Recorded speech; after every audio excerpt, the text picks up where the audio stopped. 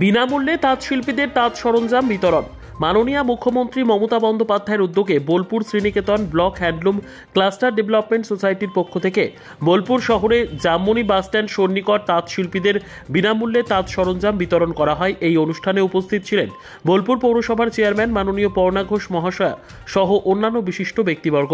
মাননীয় পর্ণা ঘোষ তাঁত শিল্পীদের তাঁত সরঞ্জাম তাঁত শিল্পী মহিলাদের হাতে তুলে দেন।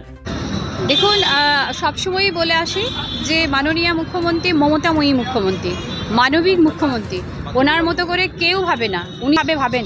সবথেকে বড় কথা হচ্ছে যে সরকারি চাকরি না করেও মেয়েরা যে সংসারে দুটো পয়সা দিতে পারে একথা উনিই ভাবেন। এই ধরনের প্রচেষ্টা, এই ধরনের অভিনব প্রয়াস। দেখুন, আজকে তো বিনামূল্যে এখানে তাঁত যন্ত্রগুলো প্রদান করা হলো, তো সেখান থেকে এক একটা মহিলা রোজগার করে সংসার থেকে বড় কথা আর কি হতে পারে বলুন। হ্যাঁ, 18 জনকে দেওয়া হবে, এর আগের দিন 37 জনকে দেওয়া হয়েছে।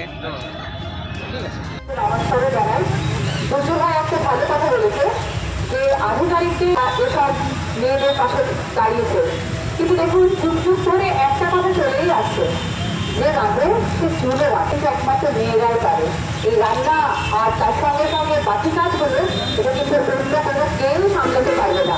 আর এখনকার দিনে তো এমন হয়েছে, দেখুন এখানে তাঁত শিল্পীর কাজ করছে, অফিসে যান, কলেজ ধরে কাজ করছে, বড় বড় স্টুডিওতে যান, সেখানে গান করছে, নাচ করছে, এটা কিন্তু একমাত্র মেয়েরাই পারে।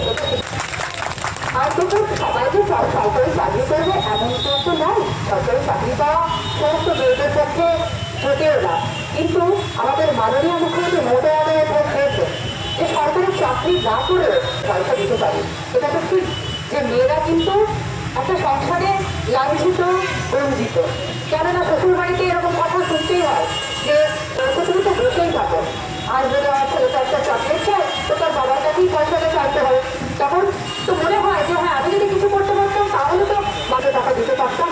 তাহলে এটা কিন্তু আমাদের মুখ্যমন্ত্রী ভেবেছেন যে সরকারি চাকরি না করেও আমি সংসারে কি করে 2 টাকা দিতে পারি। যে কারণে এই মঞ্চে গেলে তবু ওনাকে ব্যবস্থা জানাতে হয়, বলতে হয় দিদি আপনার মতো করে কেউ ভাবে না গো, যেমন করে আপনি আমাদের মতো মেয়েদের কথা ভাবেন।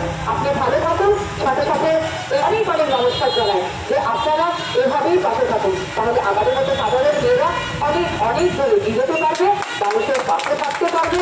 আরো একবার গুরুজনদের প্রণাম, বাকিদের স্মৃতি শুভেচ্ছা ভালোবাসা। ভালো থাকুন। শিক্ষা দিয়ে এই শিক্ষার মাধ্যমে তাদের রুজিরুটির ব্যবস্থা করা, এটাই ছিল আমাদের সোসাইটির মূল উদ্দেশ্য।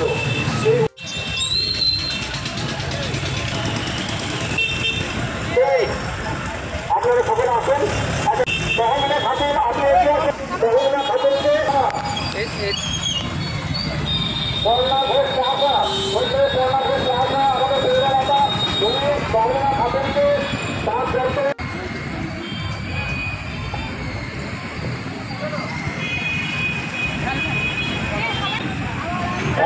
ধন্যবাদ।